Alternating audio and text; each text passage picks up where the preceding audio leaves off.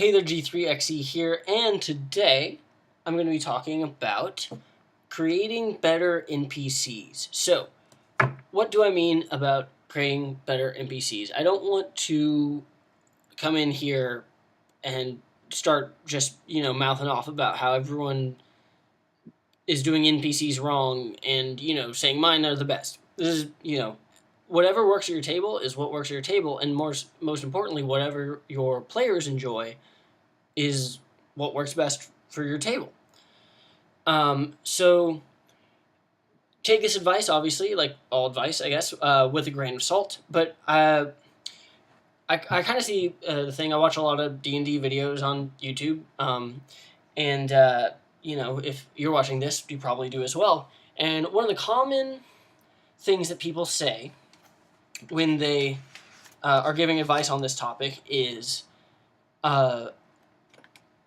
kind of acting advice, how to give your NPCs accents, how to role play them or play them as like an actor would, how to do mannerisms, how to make them more interesting, which is totally cool and is useful. But I feel like this is building the NPC from the outside in, right? So if you have like a knight guy, this is his little feather, and he's got armor, and you're like, okay, this is my NPC. He's got a sword and all that. And you're like, this is my NPC, and then you start filling out his personality. That creates paper-thin characters. Safety there. So, how do you prevent this? Well, one of the things that I had to learn from DMing is to not be a video game programmer about it. So a lot of people confuse, in my mind, complexity and complexity of your world and NPCs and stuff. If you have a name and NPC for everything, and so you're, if the players want to go to a butchery, off the off chance they do, that the NPC's name is Gregor Longbeard, and he is a hill dwarf butcher, which is all well and good. But if that's as far as you go, you've done only the outside, and you haven't filled out any of the inside of that NPC. And if you've littered a town or a whole adventure with tons and tons of those NPCs, you can fall into the trap of, which I've done before, thinking I'm prepared for everything. No matter where they go, I have an NPC that they talk to. Now, these are paper-thin NPCs, however. So one NPC that is full of character is worth 100 NPCs that are paper-thin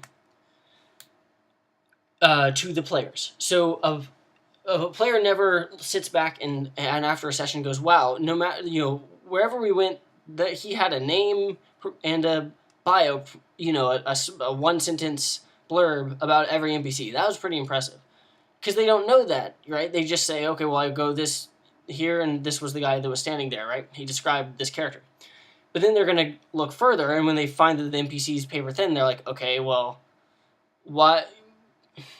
People have an inherent sense of metagaming. So at least at my table, if I say, oh, well, if I say his name is this, and he introduced himself as this, they might think, oh, this guy's important, we should talk to him more, which is metagaming, granted, but it's understandable, right?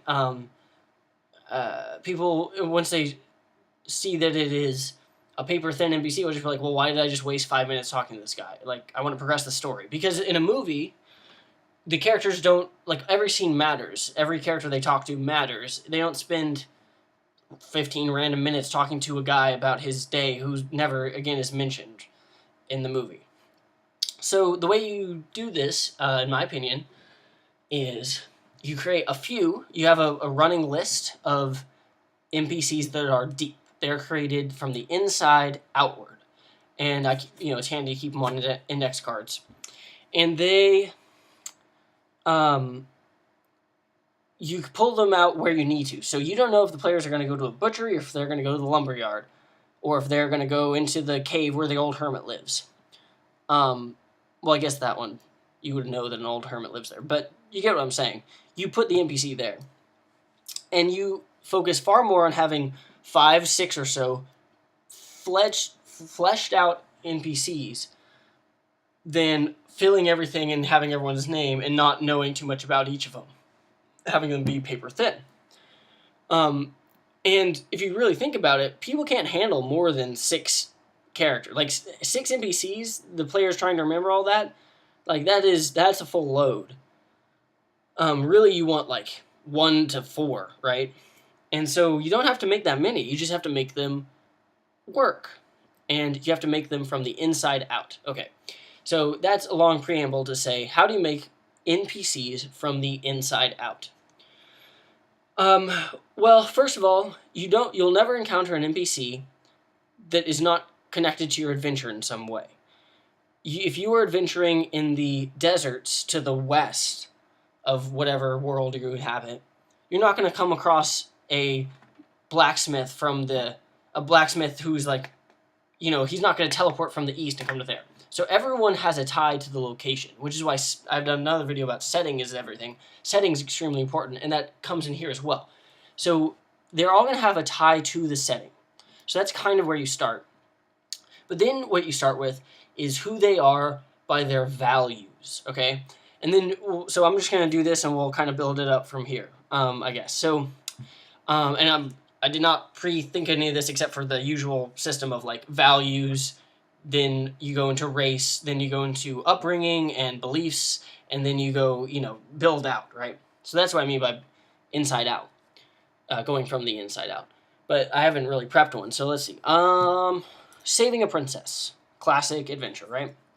So this adventure is, it's saving a princess from a evil king, let's say, who lives in a castle, and the castle is up on a hill in an alpine forest. So up on the hill, it's more snowy. Down in the woods, it's not as snowy, but there's like, those tall redwood type trees, and there are wolves and bears and orcs, right? Something like that. So that's our setting. So if people are going to save the princess, right? And let's say that this NPC is going to do that. Now, what are reasons that tie them to that? Well, there could be... The most obvious one is money. Let's say there's a reward for anyone who can safely bring back the princess. So this person's doing it for money.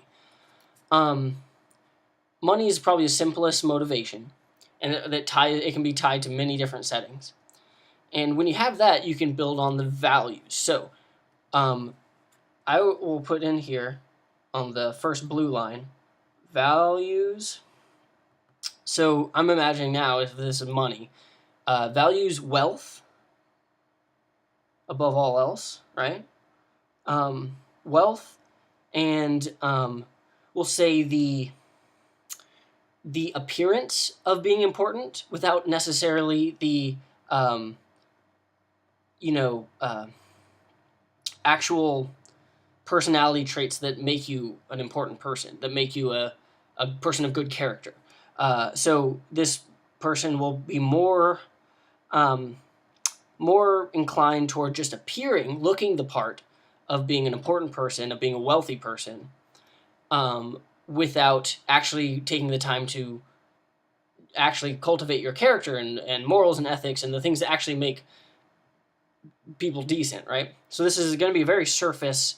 I'll also put in, on the next line, superficial. Official, and these traits often are not very, they're not admirable in a person. So I'm gonna, after superficial, put never keeps a friend around, right? So I'll say drives others away from him or her. Drives others away, I'll just say. So notice how we haven't even touched on if this is a man or a woman yet. None of that. We're starting from the inside and we're going outward. Drives others away. We'll see. On the inside is lonely, but overcompensates for that. So lonely, but overcompensates, I guess. We'll put overcompensates. All right, so already this is not very pleasing. This is not a very pleasing person, but they're understandable because you can kind of see they're lonely and they, on the inside, really lack. They're not very mature at all, and they're searching for physical appearance ways of looking important, looking mature, looking like they're on top of it all, when really on the inside they're not. It's a trope that's in many movies. I'm sure you can imagine a character like this. So that being said, let's start with upbringing and what they're born like, and then what their upbringing was like. So go to skip a line. Then you look to what plays well with this stuff. Well, if they're obsessed with wealth and appearing important, I would imagine either that they were born super rich or born super poor. One of the two extremes. I'm going to go with poor because if they're super rich, they wouldn't be trying to get this reward for saving the princess. So born now we'll choose a gender. I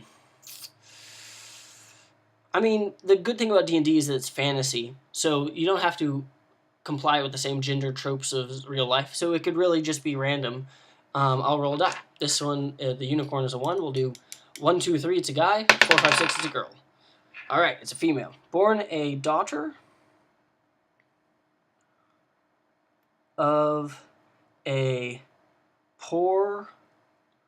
I'm imagining, since this is an alpine place, we'll say lumberjack family. So of a poor lumberjack, and poor lumberjack, and we'll say, and lost. I'm thinking this person would be pretty, like, they're emotionally stunted, so I imagine that they had a traumatic childhood, in which they weren't kind of, like, able to mature in the right way. So I would say either maybe lost father when she was little, so lost father when little, and then mother struggled as single parent.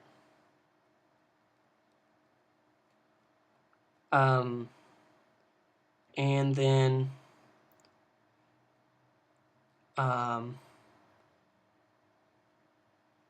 we'll have mother-daughter conflict.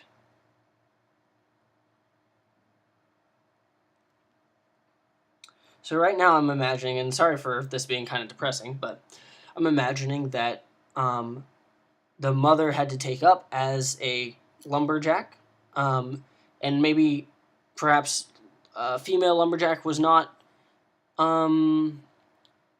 seen usually in their wherever this village is that she was born in, probably in this area.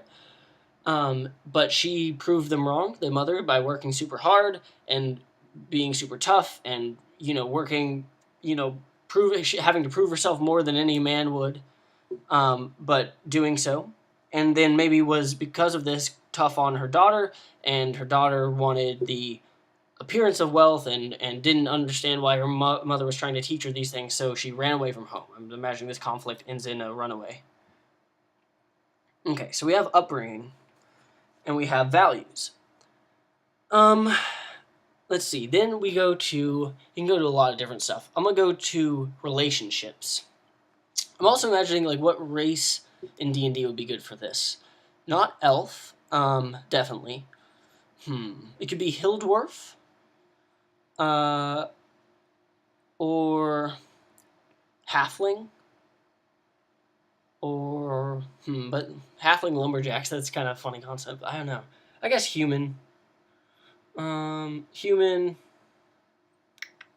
yeah, I wouldn't go tiefling or half-orc or... Yeah. Alright, so she's human. And then we'll go to... One relationship was with a crime a petty crime lord guy. We'll say he was a half elf, you know, and maybe his name, or I don't even know. We'll come up with names later. And that ended badly, so that furthered her kind of. She was able to get the appearance of wealth, but hung out around terrible people, which ended up, kind of desensitizing her to these kind of terrible deeds that they did to get money, that he and his crime syndicate did. And then she kind of fell into that as well, and learned how to use weapons and dirty tactics to fight and kill stuff. So I'm imagining she's a rogue now. So I'm gonna say learned from bad apple, I guess. And then so she becomes a rogue. Rogue type. Doesn't have to be specifically a rogue, but rogue type. And then don't really know. Let's see. Maybe she broke up with this guy, right? So ended badly. He mistreated her. Made her even more embittered about stuff. So I kind of ran out of room. But we will then say that she has been living a couple years on her own, making it the way she has learned how, which is through thieving and other kind of shady dealings. And she has now found this job of rescuing a princess. Now we already have there's a good thing to play with the idea of this princess was born with all the things that this character wanted. And so this character would probably loathe the princess and be extremely jealous of her, but that jealousy would come out in anger or disrespect, right? And so she, the rogue, our character, will be doing this just because the money's too good to pass up, and she thinks, I can sneak into a castle and grab a girl, no problem. This will be a piece of cake. I'll get it for the money, and then but she's not gonna like this princess. She might want to be nearby just so she can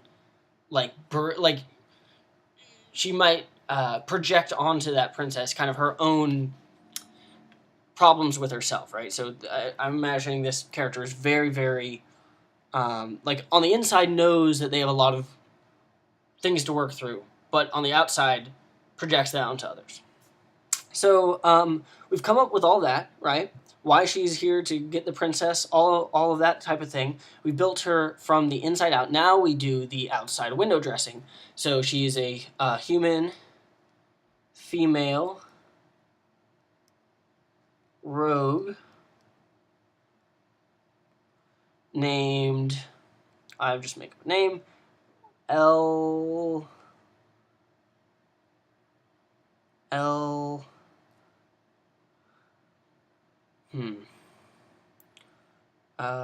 just say Elizabeth, and I won't worry about the last name. Then you can work on what she looks like. So I'm imagining gaudy trinkets, with, knockoff dragon scale or something, right? Stuff that looks like astral diamonds or something, but is fake. So the appearance of wealth, and then she'll be very snarky, sarcastic, won't work well with people, but she knows a lot of useful stuff, especially for sneaking into places, stealing things, in this case, stealing a princess. So then what I do is proceed to draw, or you could print out a picture or whatever, or just have this all online, but I'd, draw kind of the character, and then that way you have a card to show them, and then you have your notes on the back. Now notice we didn't do stats. We didn't start out with class, race, all that, and come up with reasons for why they are here. We just built it from the inside out, as I'm saying. And, I'll finish that drawing later, but this is my way, or my recommendation, that I've learned through trial and error, right? So I'm no expert at all, and have made my share of paper-thin NPCs, but this way you have the values prepared, and you can immediately, just from knowing this character, tell how they will react to anything the players decide to say or do. A paper-thin character will react the same way no matter what. The paper-thin character is a video game character where you press A on them and they say the same couple bits of dialogue no matter what you're doing. If you are challenging them, they say, "Oh, how dare you challenge me," or something like that. Or maybe not even that. They'd be like, it's the guy, the shopkeeper. "I sell many items," and they're like, "Oh, well, where do you get your supplies from?" Or like, "Do you sell any illicit items?" And they'd be like, "No, I don't deal in illicit items."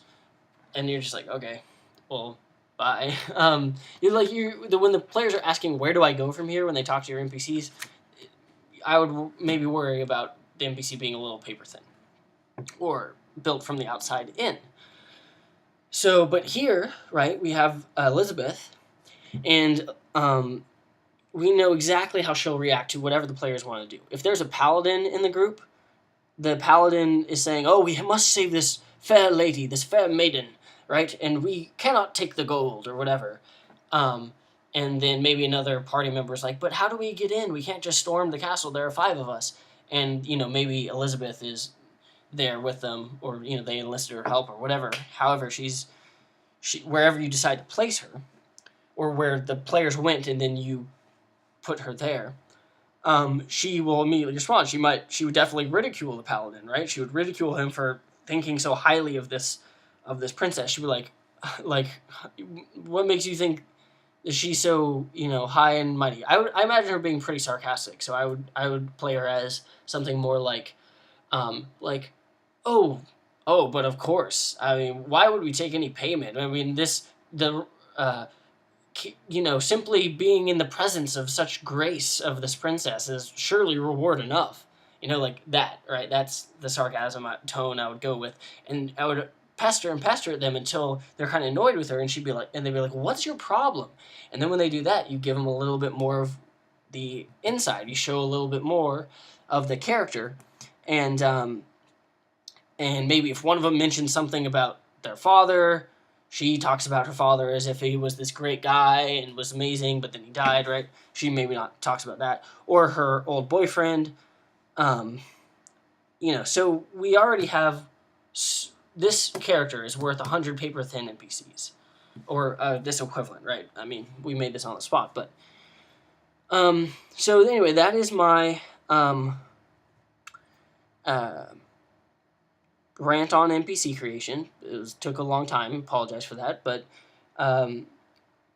the other thing is that then, after this, you can add in mannerisms, what they're wearing, and how to act them, right? So a lot of YouTube channels I see, and they'll do how do you do voices for NPCs? Well, before you do a voice, you have to know who this person is. It's cool to have... Sometimes a funny voice can, give you an idea of some person's character and inspire you or whatever, but unless you're an actually good voice actor creator, it'll mostly just be okay, these 3 different guys are all the same NPC, they just sound different.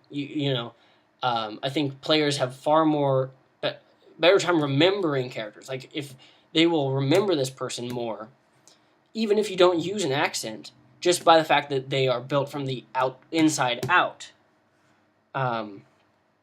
And then you worry about accents later. Anyway, that's my piece. Sorry I was so long-winded, and I'll see you in the next video. Thank you.